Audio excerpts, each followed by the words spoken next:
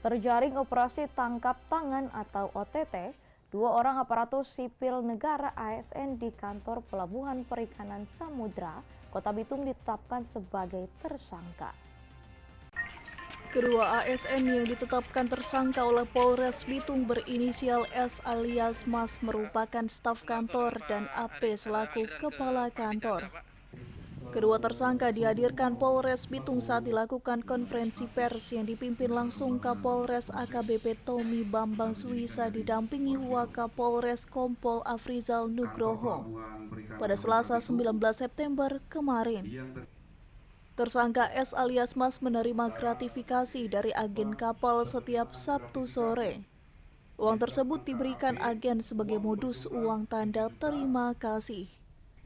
Dari tangan tersangka, polisi menyita uang sedikitnya Rp11.750.000, telepon genggam dan juga kartu ATM.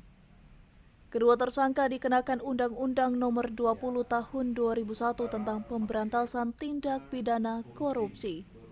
Setiap gratifikasi kepada pegawai negeri atau penyelenggara negara dianggap pemberian suap apabila berhubungan dengan jabatannya dan yang berlawanan dengan kewajiban atau tugasnya, dengan ancaman pidana penjara seumur hidup atau penjara paling singkat 4 tahun dan paling lama 20 tahun dan pidana denda paling sedikit 200 juta dan paling banyak 1 miliar. Kedua tersangka saat ini menjalani masa tahanan di Rutan Polres Bitung guna dilakukan penyidikan lebih lanjut.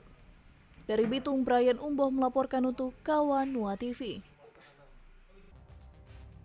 Rangko pengerapan korban tindak pidana perdagangan orang di Kamboja akhirnya bisa berjumpa dengan keluarga di Minahasa Utara. Selengkapnya usai jeda berikut.